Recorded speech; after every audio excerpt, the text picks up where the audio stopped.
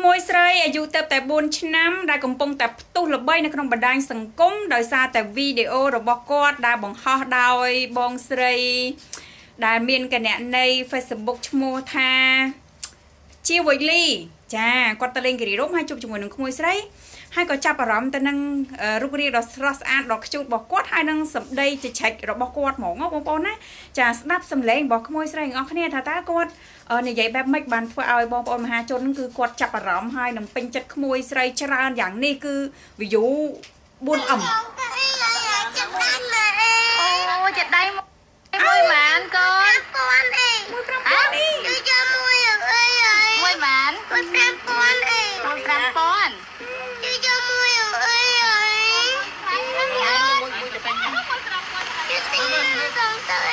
ទិញមកទីមួយចៅក្រុងជាលក់តោះអូននេះកងជួយទិញនេះកងជួយទិញកងជួយទិញមួយមើលព្រោះមើលបាទនេះសម្លេងវីដេអូដែលផ្ទុះការចាប់អារម្មណ៍សរសើរទៅកាន់ក្មួយស្រីដែលបកាយនិយាយដាច់ចិនមួយអ៊ីជួយទិញមួយអ៊ីអីជួយទិញមួយអ៊ីឡើងស្រួយសឹបហ្មងហើយទៅតែ4ឆ្នាំប៉ុណ្ណោះបងប្អូនវីដេអូរបស់គាត់គឺទទួលបានការចាប់អារម្មណ៍ច្រើនហើយអ្វីដែលសំខាន់សម្ដេចតេជោលោកបានឃើញនៅវីដេអូរបស់ក្មួយស្រីម្នាក់នេះក៏ស្រឡាញ់ហើយនឹងខ្នាញ់ចៅណាប្រកាសនៅក្នុងគណនី Facebook ផ្លូវការផ្ទាល់របស់សម្ដេចតែម្ដងដើម្បីចង់ដឹងអំពីរឿងរ៉ាវមួយចំនួនតាក់ទងទៅនឹងក្មួយស្រីដែលអាយុ4ឆ្នាំនេះសម្ដេចលោកបានបង្ហោះថាពិតជាគួរឲ្យអាណិតនិងស្រឡាញ់ចៅណាស់តែក៏ចង់ដឹងពីរឿងចាត់ចែងរបស់ឪពុកម្ដាយផងដែរពេលនេះខ្ញុំកំពុងស្វែងរកចៅស្រីដែលគួរឲ្យស្រឡាញ់នេះសូមមេត្តាជួយប្រាប់ផង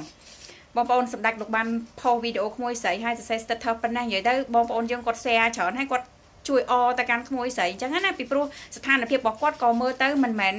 ជាអ្នកដែលមានស្ថានភាពក្រុមគ្រួសារដែលសមល្មមដែរអាចថាគាត់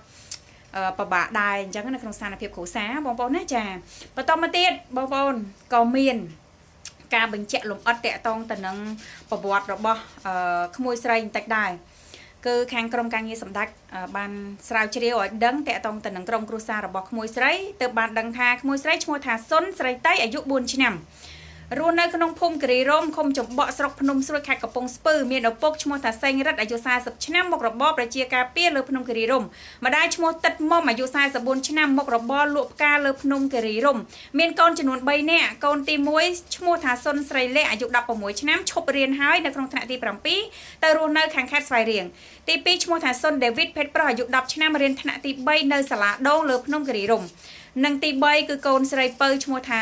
សុនស្រីតៃភេទស្រីអាយុ4ឆ្នាំមិនទាន់ចូលរៀននោះទេអញ្ចឹងយើងដឹងលម្អិតមកប៉ុណ្ណឹងហើយបងប្អូនណាគាត់អត់ទាន់ចូលរៀនទេអញ្ចឹងសម្រាប់មានខមមិនមតិមួយចំនួនដែលលើកឡើងថាហេតុអីក៏យកកូនមកធ្វើអាជីវកម្មទង្វើនេះគឺដូចជារំលោភទៅលើសិទ្ធិរបស់កុមារហើយណាបងប្អូនមានអ្នកយល់ឃើញអញ្ចឹងបានទៀតបងប្អូនធម្មតាយើងនៅតូចម៉ាក់ប៉ាយើងរកស៊ីអីយើងតនេយើងមិនត្រូវទៅជួយរកស៊ីគាត់ត្រូវអត់បងប្អូនអាហ្នឹងគឺជាការលត់ដាំកូនមួយដែរគាត់យល់ថាការលំបាកវាបែបម៉េចតម្រាំបានលុយមកវាបែបម៉េចក៏ឲ្យដឹងពីរបៀបនៅក្នុងការរកលុយហ្នឹងវាយ៉ាងម៉េចអាហ្នឹងគឺជារឿងល្អត្រូវអត់បងប្អូនចាប៉ុន្តែបែរជាមានមតិថាលើកឡើងបែបអញ្ចឹងបងប្អូនយល់ឃើញអាណាក៏អាចបញ្ចេញនៃការចូលរួមដែរក៏ដូចជានាងខ្ញុំបងចយនេះគឺថានៅតូចក៏ដូចគ្នាធ្លាប់ទូលនំកង